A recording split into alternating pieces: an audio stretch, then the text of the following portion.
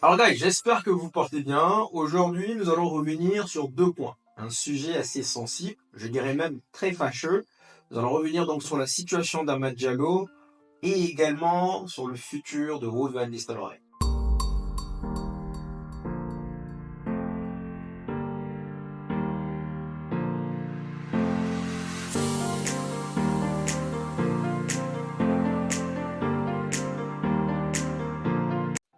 Hier, à la suite de notre victoire 2-0 contre le PAOK FC, Ruud van Nistelrooy est venu en conférence de presse nous faire des éloges d'Amad Diallo.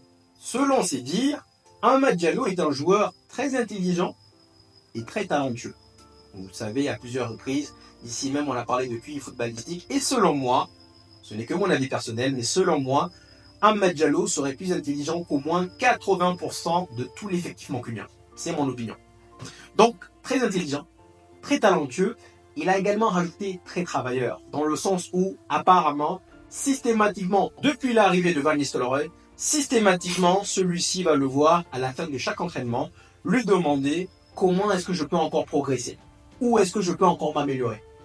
C'est un joueur susceptible de rester 2 heures, 3 heures supplémentaires afin de gommer ses lacunes, travailler ses 1 contre 1, travailler ses dribbles, donc ses frappes, ses finitions, ses coups francs.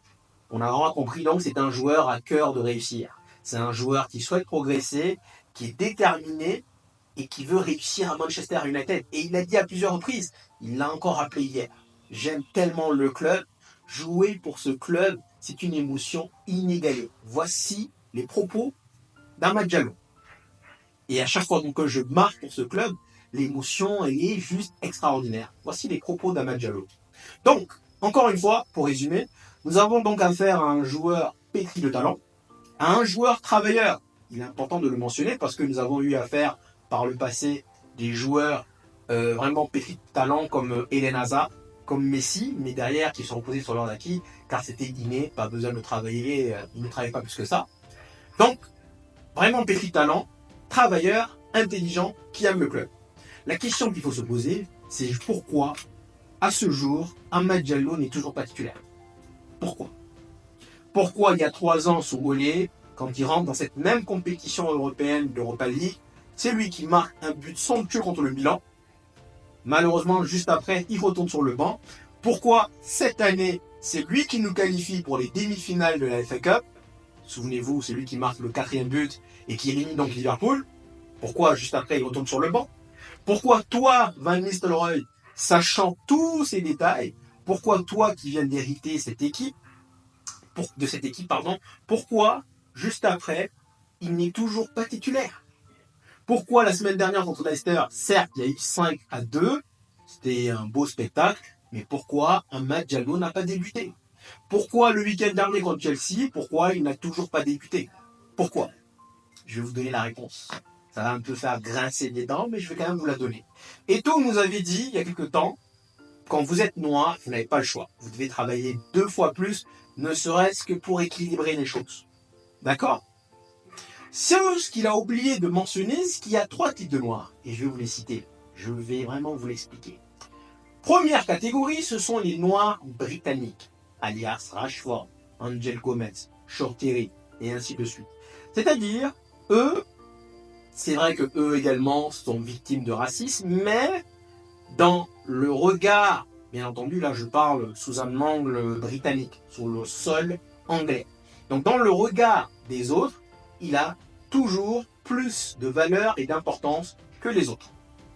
Deuxième catégorie, les noirs européens, les Martial, les Paul Pogba. Et donc vous vous souvenez, peu importe les frasques de Marcus Rashford, peu importe les matchs de M de Marcus Rashford, c'est toujours moins visible que ceux de Martial et de Paul Pogba.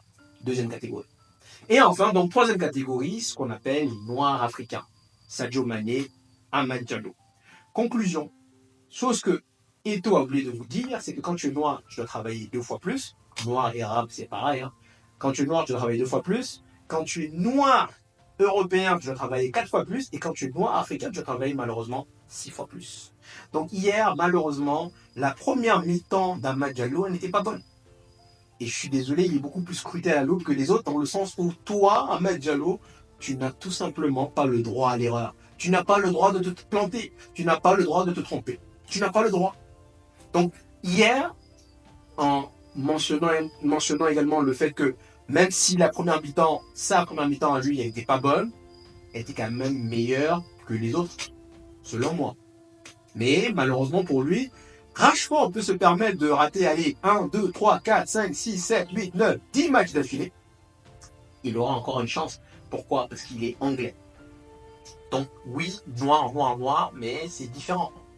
Le noir anglais aura toujours plus de valeur, encore une fois, que le noir européen, qui aura également à son tour toujours plus de valeur, plus d'importance que le noir africain. Donc Amad Diallo, tu n'as pas le droit de faire une telle mi-temps. Et encore une fois, tu as été pour moi le meilleur de l'équipe, dans le sens où tu as essayé, dans le sens où tu as pensé collectif, mais tu dois faire beaucoup plus que ça. Donc, pour relever encore une fois le deuxième but qu'il marque, magnifique, masterclass. Ça prouve la détermination. Il veut réussir et ça, je salue. Je suis revenu sur le premier but parce que je ne l'avais pas vu hier. Beau centre de Bruno Fernandes, il faut quand même le souligner également. Beau centre de Bruno Fernandes. Je crois que sur la tête, je pense qu'il veut la rabattre à Højlund, je pense. Après, il a de la chance, elle rentre. Mais je pense que ce qu'il voulait faire à la base, c'est la remettre à Højlund. Est-ce que celui parfois, malheureusement, il est sur les étoiles. Il n'a pas calculé, mais je pense que franchement, à la base, il a voulu la remettre. C'est ce que je pense. Mais en tout cas, le deuxième but, guys, encore une fois, c'est preuve de détermination, preuve d'abnégation, de niaque. Et ça, je salue. Tu dois faire ça tout le temps. Sinon, à la moindre erreur, tu sauteras. Également, guys, je veux rebondir sur, selon moi, le futur de Ruud van Nistelrooy. Ce n'est que mon opinion, mais je pense que Ruud van Nistelrooy va nous quitter lundi. Pas d'arguments, pas de discours, je n'ai rien entendu de tel, mais j'ai commencé à décortiquer les propos de Ruud van Nistelrooy. Il nous dit, moi, je vais m'occuper de l'équipe jusqu'à lundi. Voici ce qu'il nous dit. Ça, c'est ce qu'il nous a dit premièrement. Moi, d'abord, je vais essayer vraiment d'insuffler une nouvelle énergie à cette équipe. Je vais voir si on pourrait vraiment les redresser, tirer le meilleur d'eux jusqu'à lundi.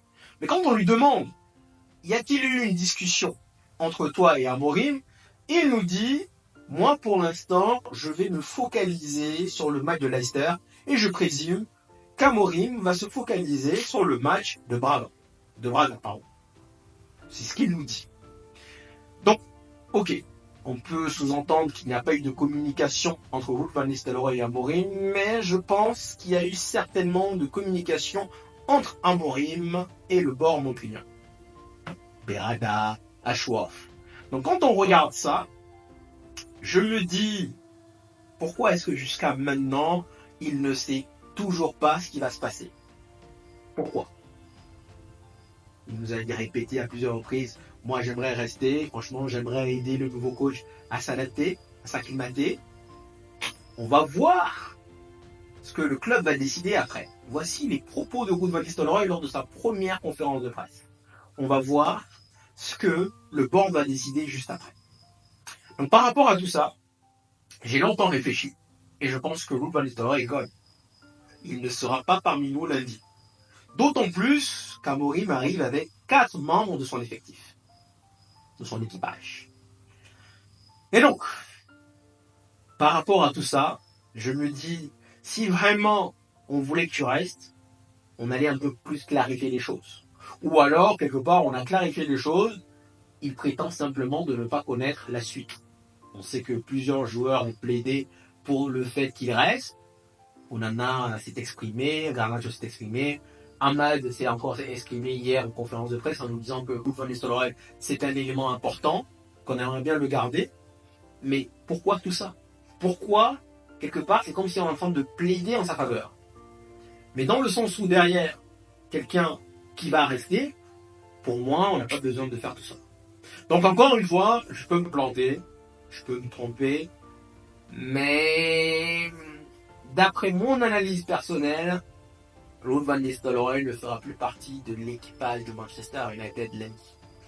Je vous le confirmerai ou vous l'infirmerai derrière. Mais en tout cas, voilà comment je vois les choses. Est-ce que derrière, c'est une bonne chose? Je vous dirais oui et non, dans le sens où quand Ralf Rangnick est arrivé, on lui a dit écoute, tu te débrouilles. Nous avons Fletcher, nous avons je sais pas qui encore, mais tu te débrouilles avec les membres que nous avons déjà. Là, lui il arrive, il a ce pouvoir-là de venir avec les membres de son équipage. Donc ça c'est une bonne chose. Maintenant, Ruud van Nistelrooy, moi personnellement, j'ai déjà dit, mais je suis très déçu sur des petits détails du fait que Amad Diallo ne soit pas titulaire, du fait derrière que Garnacho continue à jouer. Ça fait 3 matchs. Certes, il a marqué un super but, voire 2 buts contre Leicester en cup, mais il n'est pas sans sas. Et pour ceux qui viennent regarder uniquement les statistiques, oui, il est formidable, il est extraordinaire, il n'est pas décisif. Actuellement, Garnacho, c'est le joueur le plus prolifique de toute cette équipe de Manchester United en termes de buts et de passes décisives. Oui, mais en termes de jeu, non. Alors là, ça va dépendre encore une fois sur quel attribut vous voulez vous concentrer, mais pour moi, Garnacho c'est déchet après déchet. Franchement, le regarder jouer, oh. N'empêche que hier en première mi-temps, oui, il a eu l'action de la tête qu'il aurait pu marquer. Il a fait également une passe, c'est vrai. Il a fait une passe à Amad Diallo, et justement cette passe, si Amad Diallo il est encore trop tendre, il n'est pas assez tueur. Et encore une fois, on revient sur le fait qu'il doit marquer. Mais, en résumé, j'estime que Garnacho, c'est trop tendre. Vraiment, c'est pas assez ruthless. Donc, voilà, guys, les 2 points sur lesquels je voulais rebondir. Amad Diallo qui a travaillé beaucoup plus. Et je pense que Ruud van Nistelrooy va nous quitter l'aile. On verra ça probablement. Donc, j'ai pas encore écouté la conférence de presse. Je vais l'écouter, je vous ferai un retour probablement demain. Donc, guys, merci d'être venu jusqu'ici. Et puis, bon, ben voilà, prenez soin de vous et je vous dis à la prochaine.